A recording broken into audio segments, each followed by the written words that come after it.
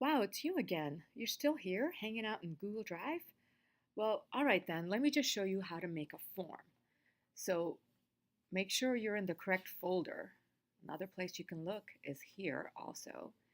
And we're going to make a new form so that your students can enter their data about their hand span and height. So we're going to go to New, and I don't see Forms on here, but don't panic, go to More, and then there's Google Forms. And voila, you are ready to make a new form. Let's give this a title, and let's call this student hand span and height. And let's save that. And I'm going to click Require San Francisco Unified School District Login to view this form. I'm going to unclick that because when the students are taking this with their iPad, they may or may not be logged into their Google Drive, in which case they won't be able to see this, I think. But let's see what happens. All right, let's start with the first question. I'm going to say period. And this is a help text you may or may not want to use.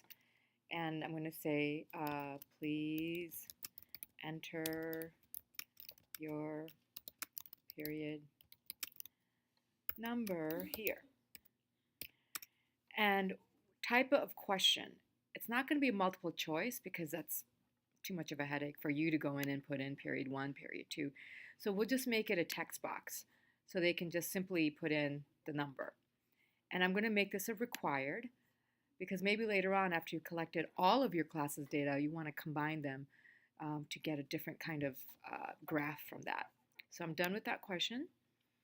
Now I'm going to add another item, which is question number 2.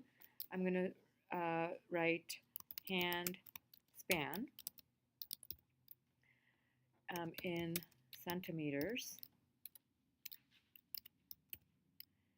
And again, you can write in the help text something like, please measure in centimeters and only include the numerical value and not the unit. So you can give them additional information here.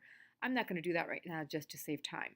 So again, we're just going to make this, as you can see, you have lots of options for next time you make a form, but for today, we're just going to make it text. This is required, done.